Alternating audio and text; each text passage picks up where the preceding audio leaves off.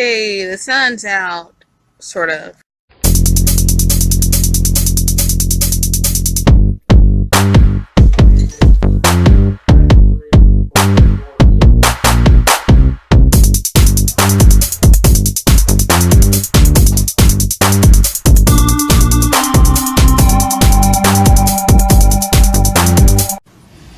Now, it stormed pretty hard here, but I think I found where the bulk of the snails have been hiding out.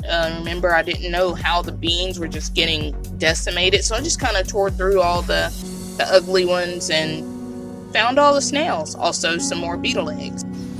So what I decided to do, since I honestly did not feel like going through all of this and digging out eggs with my spoon or a shovel, and I didn't want to rip every single bean plant out because some of them are doing okay, I decided I'd just dump my neem oil in here and just kind of smother the eggs that are in here. And if there are a bunch of grubs in there, the only thing they're going to get to eat is beans, and I'll be keeping a close eye on them to see what emerges.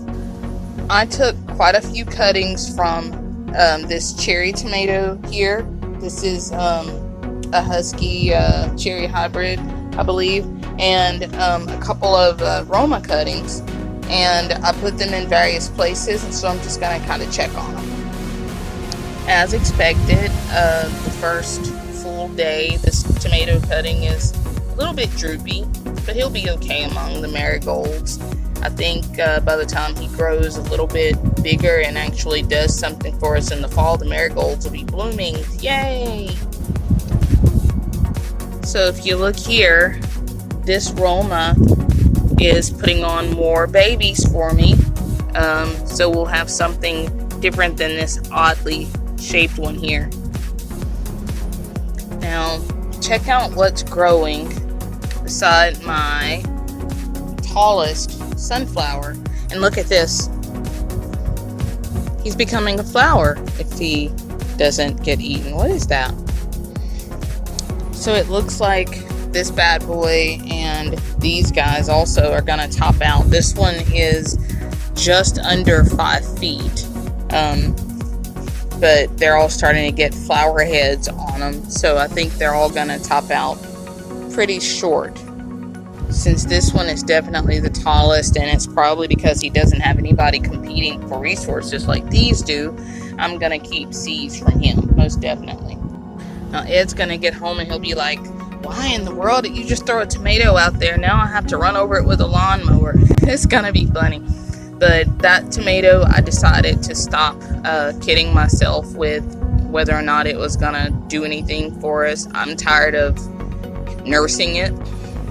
If you remember, I had a poblano hanging right there, and the storm last night was a little bit too much for it, and it had fallen off and gotten kind of disgusting on the ground, so I threw it over into my neighbor's yard. Shh. I'm a stinker, ain't I?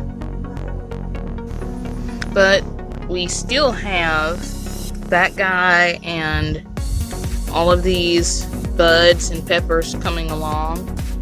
Look at those. And with the introduction of the bees that have been coming around lately, I don't think we'll have any problem getting some peppers out of them. Whoa, look at these guys. They're getting pretty big. I just hope I can not eat them before they turn ripe. I do love some green tomatoes, and pickling is in these days.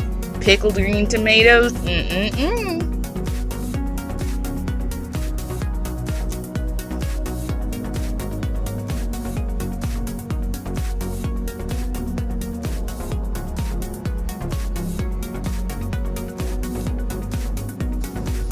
And the rain has another victim. A squash blossom fell off.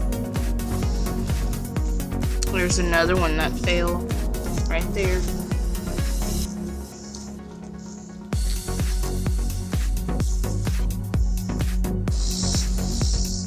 Look at that line. See that? Kind of looks like somebody Frankensteined them together, maybe stitches or something. Yeah, I think that's from all the heavy rain and then intense heat. Those two guys have gotten bigger. I have not seen any more on the lower end of this that made it through, but there are blossoms up here, so we have hope. These Romas have taken off the past 2 days of rain that we've had. There's 4 of them there. There's one, and we couldn't even see signs of any when we were watering the other day. Also, a few more centimeters, millimeters, whatever, of growth. You know, we're American, we don't do metric. So this is where I took the other tomato out. See that big gaping hole? And in its place, I put the cutting, well, the second cutting from the top heavy cherry tomato plant. And it's not wilted yet, surprisingly. When I get back from Arkansas this next coming week here, you guys will see the video from that shortly after. But when I get back, we're going to move this group here into a much larger pot. And the other cutting I put here beside the cutting from the Roma down on the other end by the sunflowers, and it's doing fairly well there. It's only been there a day though, so time will tell. And then the final cutting, which, you know, unfortunately got a ton of diatomaceous earth. I kind of just fell. If you can tell, it fell. The bag was sitting here on this chair and the wind blew with all that rain and stuff. Oh well. We're going to cut back on these guys also. Number one, I don't feel like doing a lot of weeding through them and trying to figure out which one's doing better than the other right now, but we're going to do that really soon, probably after we get back from Arkansas. And then they're going in a cage. Nice cage that Ed's gonna make, because he likes making cages. We got enough wire left.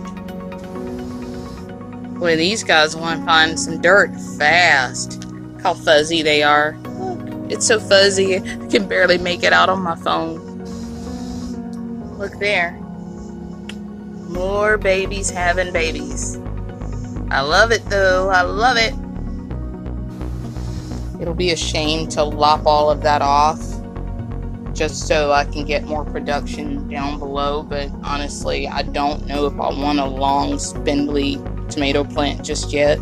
Then again, let me be the horror of the neighborhood and actually move this over to there. You guys think that this thing will reach that weird trellis? Boy, I'm gonna weigh that thing down.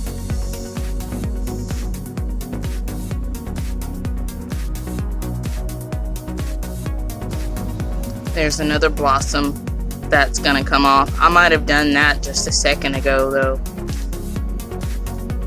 Yeah, when I put the measuring tape there, I might have thumped it and it's just coming off that stem. You think that's why they say them's the breaks? So thanks for going on this quick video with me. I appreciate you guys' time and the fact that you take a little snippet of your day and share it with me.